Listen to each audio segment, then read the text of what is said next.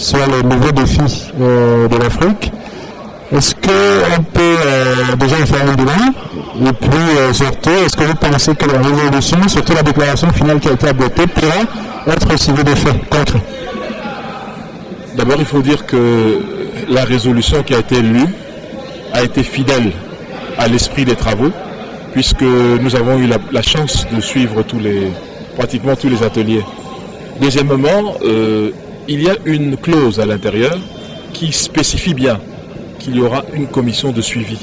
Et je pense que cette précaution est importante pour s'assurer que ce n'est pas une résolution de plus, mais qu'on pourra la juger par rapport aux résultats concrets qu'elle aura générés.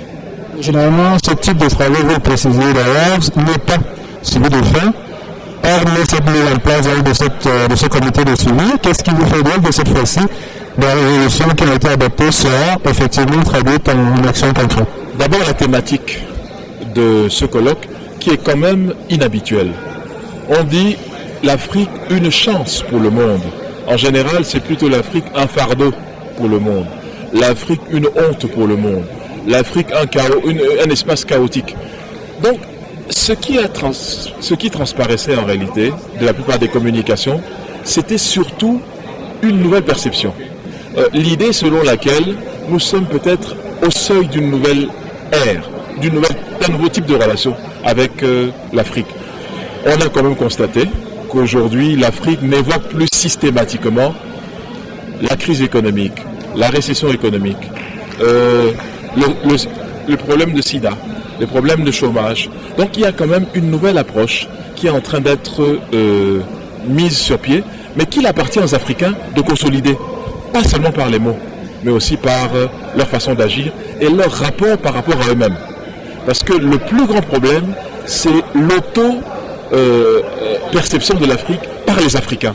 Et je pense qu'aujourd'hui, nous avons un départ qui est un peu différent par rapport à cette problématique. 50 ans après les indépendances, est-ce que ce n'est pas déjà un petit peu tard, on va dire? Non, 50 ans pour un pays, on ne peut pas dire que ce soit beaucoup.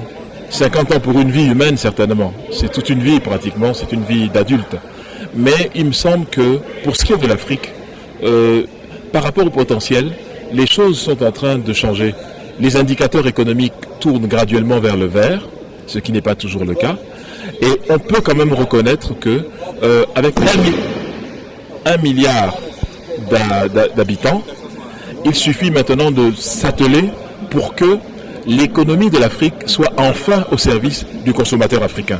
C'est-à-dire l'extraversion de notre économie doit être combattue. C'est pour ça que la résolution a dit clairement qu'il faut que l'Afrique soit capable de nourrir ses habitants. Et je crois que ce sont des objectifs qui sont visibles, clairs et réalisables.